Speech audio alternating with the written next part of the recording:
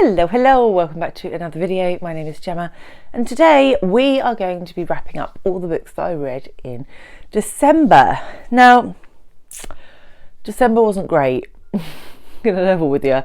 It's probably my worst reading month of the year. I DNF'd 5 books. I read 12, DNF'd 5, and of those 12 only one was a 5-star, so it wasn't awesome. So we're hoping for better things in January. But by the by, also I don't think I've done my sort of like plans for 2023 video before you see this, but I'm killing stats. I'm not going to do stats in my wrap-ups anymore. If you're really aggrieved, let me know in the comments, but it just feels like filler. So I'm just going to talk about the books and let's get started. So I am going to work from worst to best, and so we'll start with DNFs, and my least favourite, most quickly DNF'd book was Incendiary by Cleave. I feel really bad about this because this was a buddy read with Heather from Reading with a Vengeance, and I was so excited because it was our first buddy read, and I think I made it 12 pages in. I detested this book. I really didn't like it. It started off, it's a woman, a mother, writing to Osama bin Laden following a terrorist attack that killed her father and her husband and son. The premise sounds like something I should want to read. However, okay. Problem number one. Cleave is a man and he is writing about a mother's grief, and it just, right from the off, it didn't feel realistic to me. There were just little things in it that I was like, what are you talking about? I think there's one point where the mother went into her child's bedroom and her child was supposed to be about 5, and she said it smelt of boy. Now, anyone with a 5-year-old child knows that there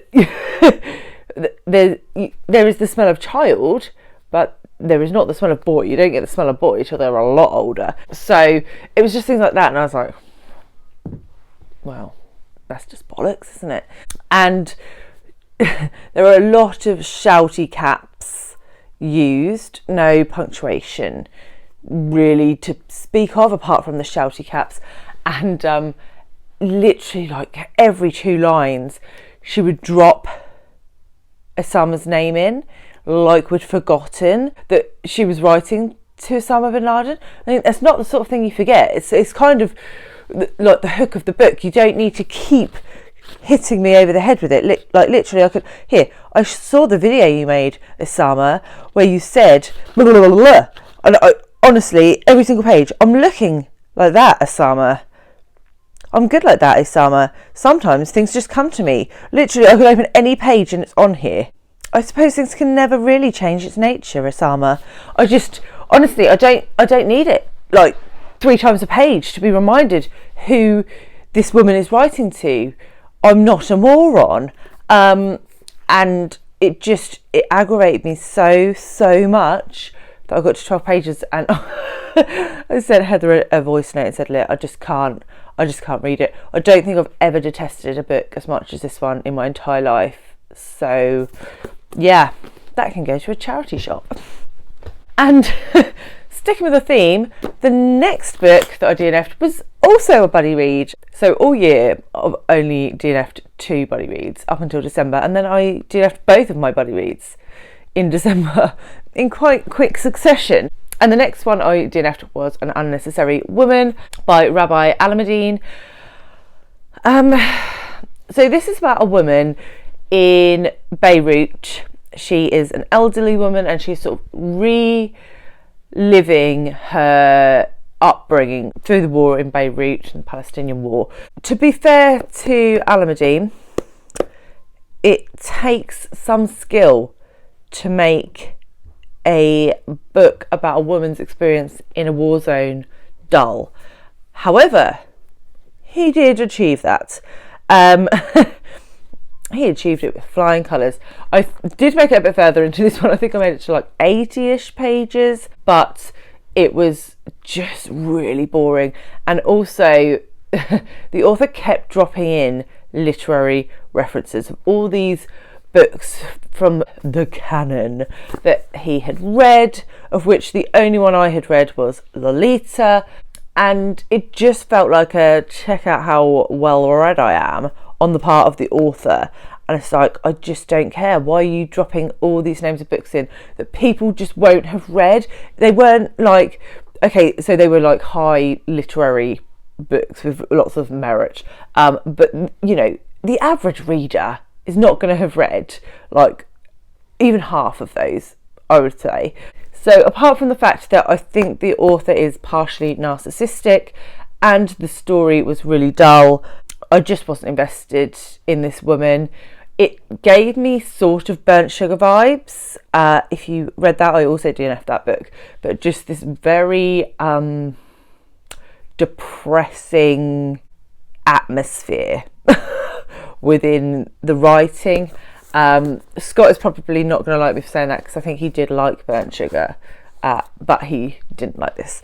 But yeah, in my defence, Scott pulled the plug on this before I did, probably like hours before I did. But yeah, it was a mutual decision, and yeah, I just didn't like it. No.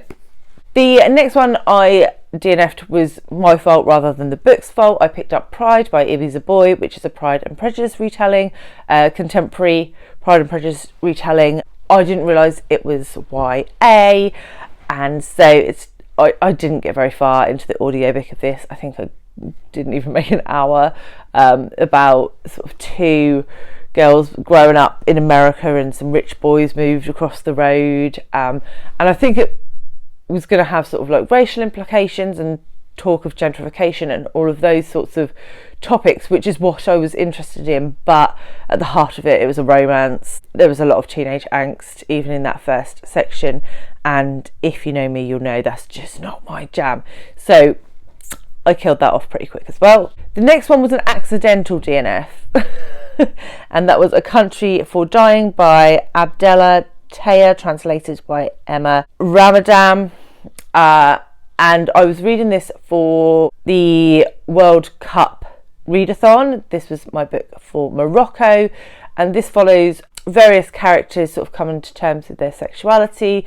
Some of it takes place in Morocco, some of it takes place in Paris, and I wasn't loving it. It was very stream of consciousness, and it was just a bit jumpy for me. I think it probably would have been 3 stars. However, I was about, I don't even know how far in I was, about 100 pages, and I accidentally left it on a plane when I flew up to Edinburgh in December, and I didn't care enough about the book to either repurchase it or try and find it somewhere else. So so I did not finish it, not because I wasn't going to finish it, but because it's now on an EasyJet plane somewhere. The next DNF, again, I don't think it's the fault of the book so much, and I was a bit gutted, to be honest, and it was Fire from Heaven by Mary Renault. So this is the story of the rise of Alexander in the Persian time period. Wow, badly put, Gemma. However, one, I was listening to this on audiobook, and I think it needs to be physically read because it's quite complex and there are a lot of characters, and they've all got Greek, Persian names, and so because I'm not super familiar with that area in history, I didn't know who any of these characters were. They were all new to me with the exception of Alexander. So I got about 4 or 5 hours into it and I was like, I don't know who any of these characters are. These names, like, that they may have been mentioned an hour ago, but I've forgotten because I just, yeah. So I think firstly I need to be a bit more educated on Alexander the Great and that period of history before I attempt that again.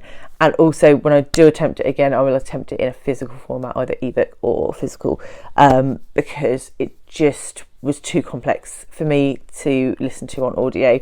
Okay, and then we are on to books that I actually finished. So, the first book that I finished, but effectively the worst book of the month, was Balzac and the Little Chinese Seamstress by Sijie, translated from the Chinese by Rilke. This wasn't a bad book. It was fine. It's really small, and it covers the story of two boys who are sent into the mountains to a re-education camp during the rise of Mao. I don't know too much about that whole political time in Chinese history, and this didn't really tell me much about that, so I felt like I was missing a piece of the puzzle because I didn't really understand where this was driven from. I just know that they've been sent to these re-education camps because their parents were effectively educated, and it follows these two boys. They meet a seamstress, and yeah, it's a very short tale of what happens between them and this seamstress, and it was fine, and that's all I really have to say about it. I gave it 3 stars. Next up is the Book of Goose by Yiyun. This I have done a solo review for. I didn't love this book, but I think a lot of people will. It is a story of 2 young girls growing up in rural France and what that relationship looks like, what obsession and ambition looks like within that. It spans about 2 years of their lives as teenagers, though we do sort of see one of the characters as an older middle-aged woman sort of looking back at her life, but we don't really see much of that. It was fine. I've done a whole review. I'll link it below. It wasn't really my jam. The next book I finished was A Christmas Carol by Charles Dickens. I've been saying for a while that I need to give Dickens another go. I read Great Expectations when I was in high school and detested it. But I am somewhat older than that now and felt like I needed to, give it another go. I audiobooked this. It was fine. It was A Christmas Carol. I think everyone knows the story.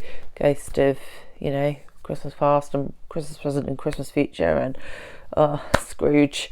So yeah, it was alright. There were parts of the writing that I thought were quite comical. You can see Charles Dickens's sense of humour in it. So yeah, I'm gonna try A Tale of Two Cities in 2023. It's on my priority. It's on my bucket list challenge. So we'll give it a go. But yeah, I thought A Christmas Carol was fine, but I know a lot of people really love it, and I just thought it was fine. The next one up, and we're still in 3-star territory, is I Capture the Castle by Dodie Smith. So this was the first book for mine, Alice's and Jack's FOMO book club, and we were all so excited to get to it. And this one is set in the 20s, 30s, and we follow a young girl who's sort of writing in her diary about things that happen in the dilapidated castle in Suffolk where she lives. And a sort of rich family move relatively close, and they actually own the castle where they live, and it's about her relationship and her sister's relationship with the 2 young men that move in. I didn't like it. Well, that's probably a bit harsh. I just thought it was very meh. It wasn't a Gemma book. Jack and Alice really enjoyed it. Most people really enjoyed it. It wasn't my jam. And to be fair, I think both Alice and Jack said when they were reading it that they knew I wouldn't like it. So yeah, it was fine. But if you want to see glowing reviews for I Capture the Castle, then probably check out someone else's channel, because I just thought it was pretty average. The next book I finished was The Dog and the Boy by Seishu Hase and translated by Alison Watts. So this was an ARC that I received from NetGalley, so thank you NetGalley. And I was a bit disappointed with this book. So the premise of this book is that a man finds a dog who has lost its owner, and it's about that dog's journey to find his owner, and that is true. However, it's basically short stories, so the dog stays with this guy for a while, and then something happens and the dog moves on and is with a different owner for a while, and then it moves on, and it's sort of like snippets of each of these people's lives and how the dog affects that person's life until it reaches like the end of its journey. It was fine. I found it quite repetitive in nature, and also the dog didn't have a character. Considering like the dog was like the central like hook of this book, it was like super well behaved, like super well trained. It never did anything wrong. It was just the perfect dog. And I'm sorry, but if you own a dog, you know, firstly, yes, it is possible to train them to that level, not very common. But secondly, if that dog is then separated from the person that trained it, it's very, very unlikely that it's going to continue all of those great habits regardless of owner. And I just wanted the dog to have some character, you know, to show some je ne sais quoi. But the dog was just perfectly behaved all the way through, and was really just a prop to move from short story to short story. So yeah, overall pretty disappointed, but it was fine. It was an enjoyable enough read. I did finish it. It wasn't awful. I just wanted more from it, really. Okay, I think we're finally moving into 4-star territory, and this one is going to shock you. The Unhoneymooners by Christina Lauren. Is this a rom-com? Yes, it is. Do I read romance? No, I do not. Do I basically rip the crap out of every romance novel that I have attempted to read? Yes, and yet this got 4 stars. So I was just really in the mood for trash. And so I picked this up, and it was actually quite a lot of fun. There was a lot of snark. It's a sort of enemies to lovers. You have this girl whose sister is getting married, and the whole wedding party comes down with food poisoning, and so her and the best man, who she detests, have to go on this amazing honeymoon to somewhere in the Caribbean, I think. And I just there was a lot of snark, which I appreciated. And yeah, it was just what I needed. It was light, it was easy to read, it didn't strain my brain, and it was pretty funny. So I give it 4 stars. Next up, we have a graphic novel, and that is Clementine by Tillie Walden. And the lovely Jack over at Spread Book Joy put me on to this author, and I'm so glad she did. There will be another graphic novel coming up from her later. But this one is set in the Walking Dead world, and we follow a young girl who has a prosthetic leg, and she's just trying to like get through, and she meets up with someone, and they go basically up into the mountains where they don't think there are going to be any walkers, and it's about their experience with the people up there. So it's basically like an episode of The Walking Dead with different characters, and I really like The Walking Dead, so I really liked this graphic novel, and I think Tillie Walden tells a tale very well, so I really enjoyed it. 4 stars. And that one is available on Scribd, FYI. Next up, we have Anna of Kleve by Alison Weir. So this is the 4th book in the 6 Tudor Queens series that I'm doing a read along for with Emily from Novelle Novels. So I will leave the Tudor Along announcement video also linked below if you're interested in joining. We've got 2 queens left to go, so we'll be starting Catherine Howard this month and doing a live show for it end of February, beginning of March. And yeah, I really enjoyed this one. I think this was my favourite of the 4 that we've read so far, obviously following Henry's 4th wife, who he very quickly divorced. So we see Anna's life when she is living in Kleve, and sort of what happens as she moves to England and marries King Henry, and then their marriage dissolves, and what happens afterwards. Anna is the longest living queen, I think, of all of them, and she outlives Henry. So it was quite interesting as well to see sort of like the political turmoil after his death with Edward and Mary and Elizabeth. And yeah, I just really enjoyed it. This was very much fictionalized, and I think that's why I enjoyed it more. Alison Weir did make some creative choices which I thought were fun for the story, however maybe not in keeping with the series so far. So I was pleasantly surprised and I really enjoyed it, and I gave it 4 stars. Next up we have another book in a series, and that is Golden Poppies by Laila Ibrihim. This is the final book in the Friedman Johnson series, and because it's the final book I can't tell you too much about it, but it follows these 2 families. One family is white, one family is black, and it is after the abolition of slavery in the US.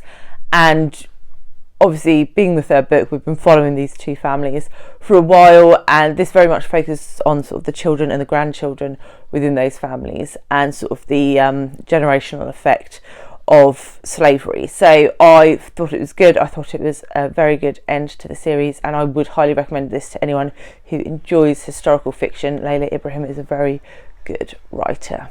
Next up we have another translated book, and that is The Hen Who Dreamed She Could Fly by Seon-mi Hwang, translated by Chi Young Kim.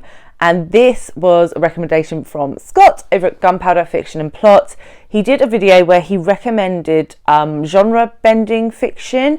I'll find that video, I'll link it below. Highly recommend. I basically added all of those books to my list of books I want to read, unless I'd already read them. And this was delightful. This was a delightful book. This is very fairy tale-esque, where we follow a hen who just wants to lay and hatch an egg of her own, and she ends up hatching the egg of a duckling, and it's her sort of experience, and it covers motherhood and friendship and being ostracized from a community. And I just really enjoyed it. It was just so, it was heartwarming, and it was comforting, and it was heartbreaking, and just everything in between. And highly recommend. Really quick to read. Again, this one is on Scribd.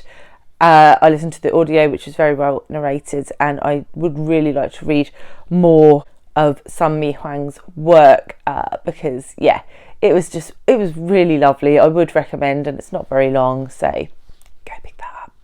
Okay, so second place for December was on A Sunbeam by Tillie Walden, which came out of nowhere. So the lovely Jack over at Spread Book Joy put a load of shorts out in December, and one of them was, if you enjoyed Becky Chambers' A Long Way to a Small Angry Planet, then you should try Tillie Walden's On a Sunbeam.